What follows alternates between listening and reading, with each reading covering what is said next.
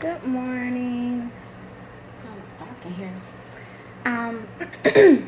I wanted to do a quick video before everyone got here this morning. I'm sorry, I lost my train of thought. Okay, this morning I want to do a quick video and introduce introduce you all to who I am and what it is that I actually do. Because I'm realizing that I have a lot of followers who don't know exactly who I am and what I do. Well, first of all, my name is Victoria Long, and I am the owner of Shop Delaney's. It's an online clothing boutique for modern, where everything we try to keep is such a lady. And then I also have a nonprofit organization called The Confessions of a Lady, where we speak out against domestic violence and abuse, concentrating on girls ages, there go my light, girls ages 8 and up who have been molested and or raped and a product of domestic violence. I think I said that. The light threw me off. And I do what's called a confession every night at about 10 o'clock, whether it's me actually doing it while I'm awake or I actually do them on Sundays, and I set it out for the week. But what I'm realizing is a lot of you all don't know who I am personally, and I've shared my testimony several times on Facebook, but I just wanted to personally let you all know exactly who I am.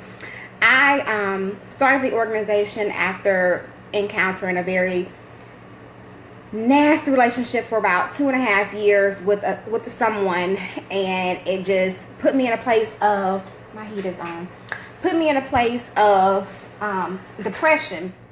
And I sat there for a very long time. Well, looking back on life, I realized that I was depressed most of my life.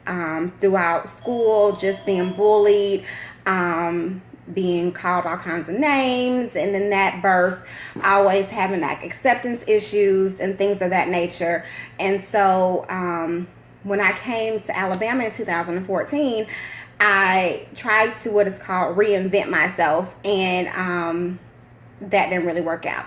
So I ended up meeting this guy, and it was very, like I said, very tragic, it put me in a very depressive state for a very long time.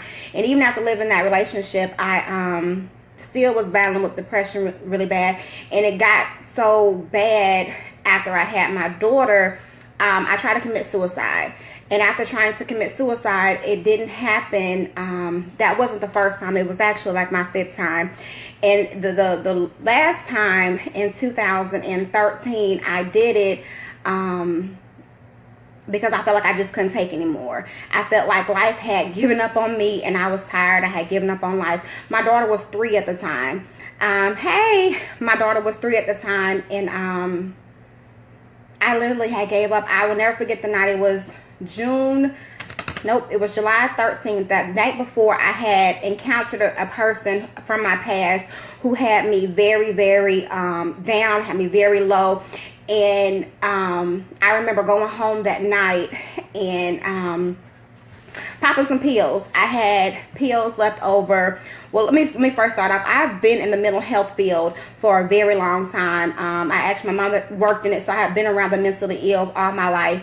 And so leaving there, I always had access to pills. I had them at my disposal. My friends had issues, so I would get pills from them.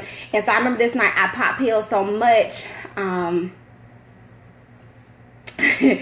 popped pills and I drank. And like I said, my daughter was 3 at the time. And I remember going in and out of consciousness, and lady was laying on top of me. And every time I would come back to the bottle of what I was drinking, she had moved.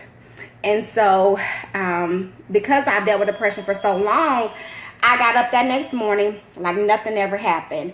I got up, went to work, took the lady to school, and went to work, and I was still high though. I was still high from the night before from drinking and popping pills. I picked up my clients from the agency that I was working, and and I went to work like nothing was wrong. Like I said, I picked up the clients. I took them to a doctor's appointment, and the lady at the reception table, she thought it was from a different agency, and she began to speak to me, and I remember just like zoning out. My eyes were glared, and I remember seeing my reflection, and it was like I was having an out-of-body experience. And they kept asking me, are you okay? Are you okay? And I'm like, yeah, I'm fine. And, you know, I said, I'm fine, I'm just tired. And they were like, are you sure? So I took the guys back to my office, and a good friend of mine, she was there, and she was like, Vic, what's wrong? And I'm like, I'm just tired. I'm done. And she was like, what do you mean you done? And she was a therapist. And I was like, I'm done. I'm sick of this. I'm tired of this. And she was like, well, where is Lady? And I was like, well, she's still at daycare. She was like, well, I'm going to call Shawnee, which is my best friend, and I'm going to tell her to get her because you need to go. I was like, go where? And she was like, go to the hospital because this is not your first time. She's like, what did you do last night? And I was like, I took some pills and I drank. And she was like, well, I'm going to take you to the hospital. I was like, you're not taking me anywhere. I was like, I'm going to get it together. Leave me alone. I said, I'm just tired right now. And she was like, no, this is not your first time, Vic, so you need to be admitted. So I didn't really fight her. I didn't really do anything because, like I said, I was numb and I was tired. And I left, and she took me, her, and another one of the therapists on staff at the place where I worked. They took me to the hospital. And I remember texting people, like, trying to come get me. And they would take my phone. They was like, who are you texting? And I'm like, I ain't texting nobody. And they were like, well, who are you texting? I'm like, I'm not texting anybody. So I was texting everybody trying to come get me from Brookwood. Trying to speed the story up, I went, when they admitted me, because I had been in that field for so long, my admissions counselor was somebody I had previously worked with. And he said to me, why are you here, Vic? And I remember just looking at him like, I'm on the nut floor. What do you mean, why am I here? Clearly, I've done something to myself that my friends feel that I need to be here. So I didn't say nothing. So my friend, she spoke on my behalf. And I went in there, and I remember sitting there and like, I can get out of this. And you know how you sometimes you're in a situation where you feel that you are that you're in a dream. So I went to sleep. They admitted me. I remember being in a room. Another lady who I had worked with at another agency, she came in my room and she said, I just couldn't believe that it was you in here. I couldn't believe when they told me you was here and I looked at your name on the roster, I couldn't believe it was you. And so me being me, I looked at her and I told her, nothing. If looks could kill, she would have been dead that day. Because I'm like, duh, you know, whatever. I'm in here. I tried to commit suicide for the 5th time in my life. And I took some pills. And my friends think that I'm crazy. And I'm just depressed. I'm really depressed. I had given up on life, like I said before. And I was sitting there. And after about 2 days on the admin unit, they had pumped me with all these pills. And I tried to get my daughter to come to me. They said that she couldn't come. And so, of course, I went to Deprssion because Lady has always been like, and always is like my comfort zone, like my reason. And I remember they finally let me go down to the bottom floor. And I'm thinking I'm getting ready to get out. I'm getting ready to be able to go home.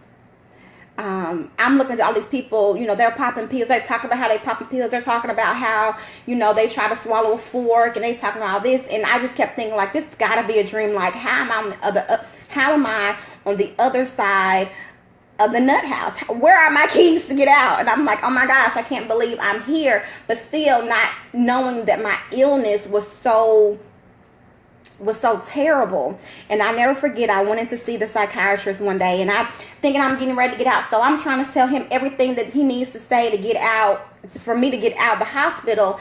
And he looks at me and he says, Miss Long, you are no longer a counselor. You are now a patient. And I remember just bawling and crying and throwing a fit and screaming. And they told me if I did not settle down, that they were going to keep me there for longer. And only reason why I got out, I spent 3 days and 4 nights in the hospital. And the only reason why I got out was because I was supposed to go to an outpatient stay. But I'm thinking, if I stop work, well, how am I going to pay for all, you know, my bills, the things that have me stressed out? And I remember leaving there and seeing a counselor for a very long time. And I still dealt with it. That was in 2013. Am I suicidal? Am I still suicidal? No. However, I say all that to say that depression is real. Depression and suicide is very real.